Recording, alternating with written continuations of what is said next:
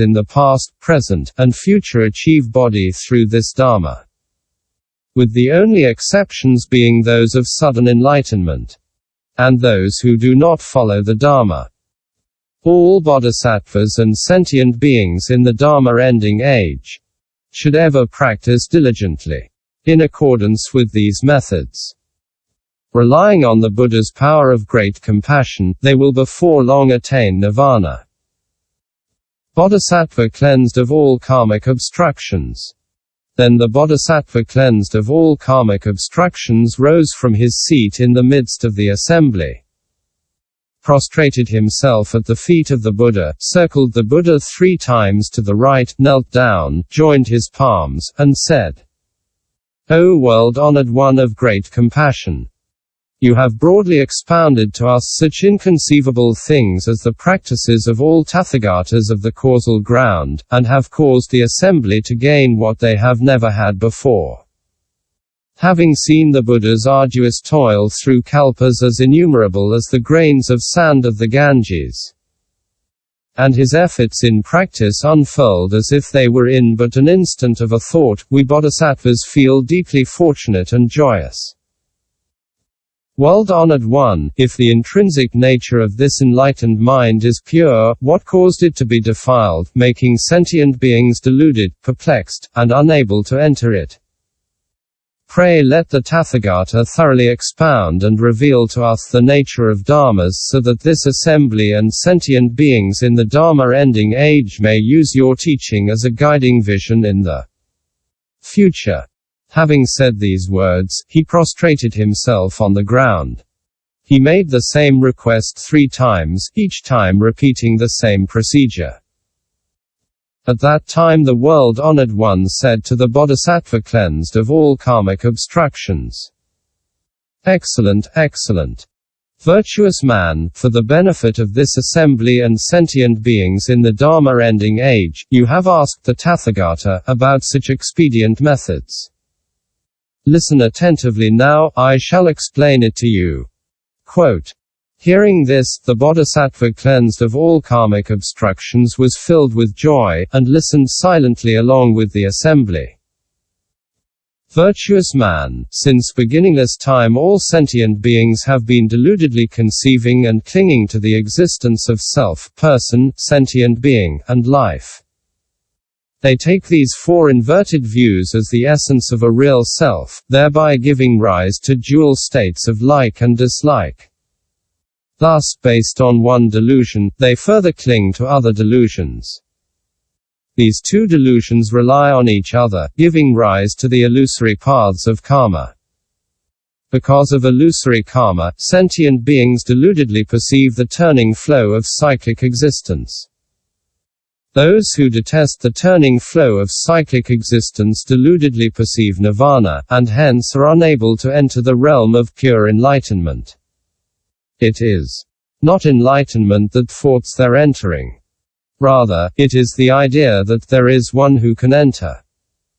Therefore, whether their thoughts are agitated or have ceased, they cannot be other than confused and perplexed. Why is this? Because the original arising ignorance has been falsely perceived as one's own master since beginningless time, therefore all sentient beings are unable to give rise to the wisdom I. The nature of their bodies and minds is nothing but ignorance. This ignorance which does not eliminate itself may be illustrated by the example of the man who does not take his own life. Therefore, you should know that people get along with those who like them and resent those who contradict them. Because like and dislike nurture ignorance, sentient beings always fail in their pursuit of the path.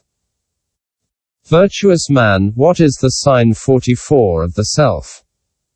It is that which is experienced in the minds of sentient beings. Virtuous man, for instance, when a man's body is well coordinated and healthy, he forgets about its existence. However, when his 4 limbs are sluggish and his body unhealthy and unregulated, then with the slightest treatment of acupuncture and moksha he will become aware of the existence of the self again. Therefore, the self manifests when experience is felt. Virtuous man, even if this man's mind experienced the realm of the Tathagata and clearly perceived pure nirvana, it would be but the phenomenon of the self. Virtuous man, what is sign of the person? It is that which is experienced in the minds of sentient beings. Virtuous man, he who awakens to the self no longer identifies with the self. This awakening, which is beyond all experience, is the mark of the person. Virtuous man, both what is awakened to and the awakening are not the self. Thus, even if this man's mind were perfectly awakened to nirvana, it would be but the self, because as long as there is even the slightest trace of awakening or striving in the mind to realize the principle, it would be the sign of the person. Virtuous man, what is the sign of sentient beings? It is the experience which is beyond self-awakening, and it is that which is awakened to in the minds of sentient beings.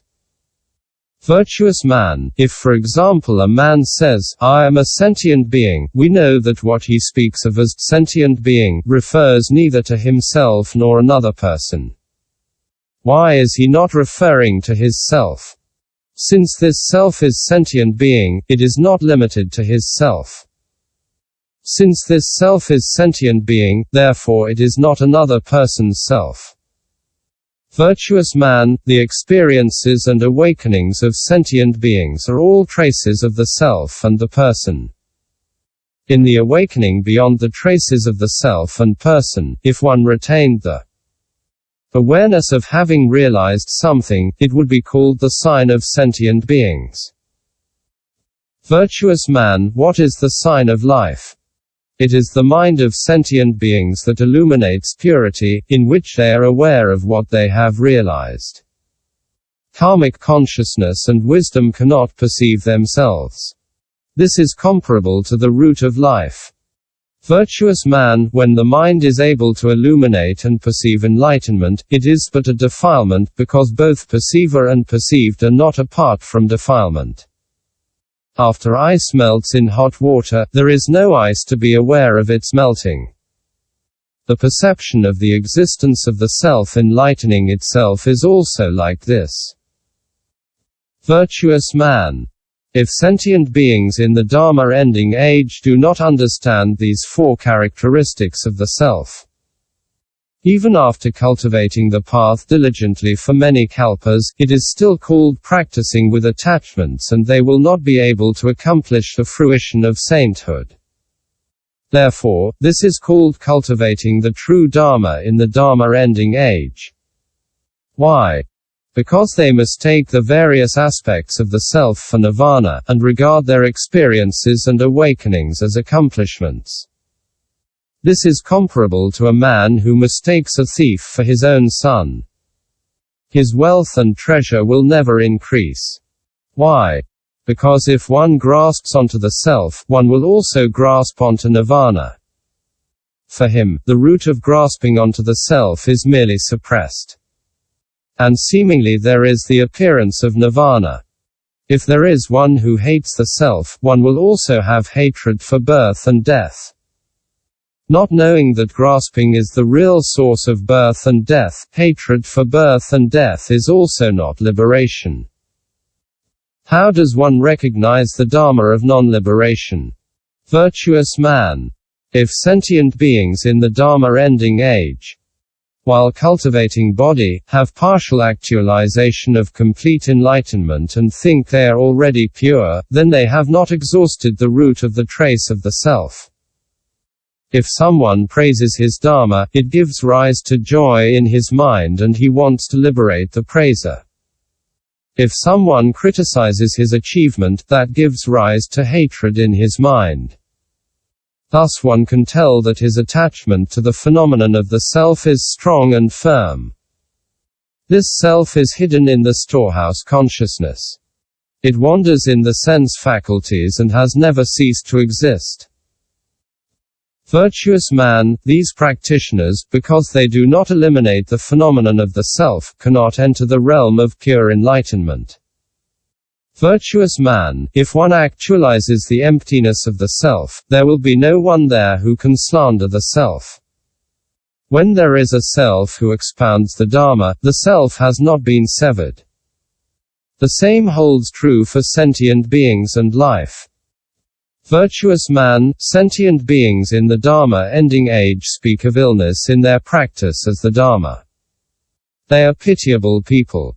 Though diligent in their practice, they only increase their illness and are consequently unable to enter the realm of pure enlightenment. Virtuous man. Because sentient beings in the Dharma Ending Age are not clear about these four signs of the self when they take the Tathagatas' understanding and conduct to be their own practice, they will never reach accomplishment. Some claim that they have had actualizations though they have not. Some claim that they have had realizations though they have not. When they see others more advanced than themselves, they become jealous. Because these people have not severed the grasping onto the self, they are unable to enter the realm of pure enlightenment. Virtuous man, sentient beings in the Dharma Ending Age who wish to accomplish the path should not seek awakening through increasing their knowledge by listening to the Dharma. This will only further strengthen their view of the self. Instead, they should strive to diligently subdue their vexations. They should generate great courage to attain what they have not attained and sever what they have not severed. In all circumstances, they should not give rise to craving, hatred, attached love, arrogance, flattery, crookedness, envy, and jealousy. Then, the affection and grasping between the self and the others will be extinguished. When they can do this, the Buddha says that they will gradually reach accomplishment. Furthermore, they should seek good teachers so that they will not fall into erroneous views. However, if they give rise to hatred and love in their minds while seeking a good teacher, they will be unable to enter the ocean of pure enlightenment. Quote, at that time, the world-honored one, wishing to clarify his meaning, proclaimed these gathas.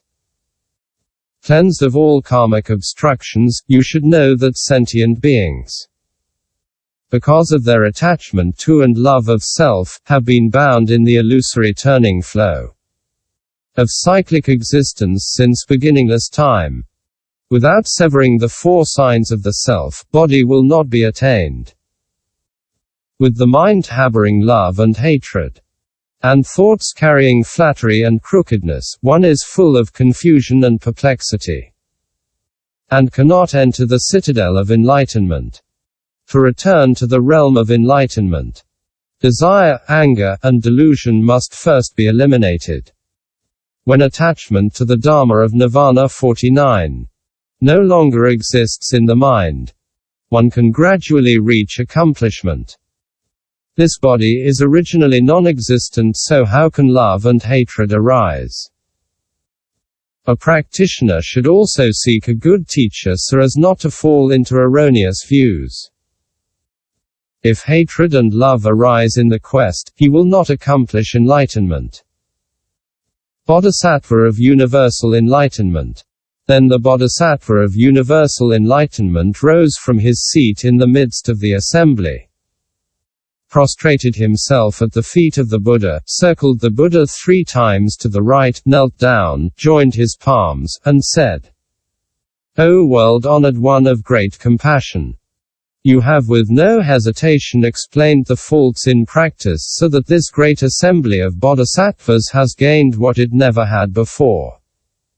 Their minds are thoroughly at peace and they have gained a great, secure, and steadfast teaching as a guiding vision for their practice.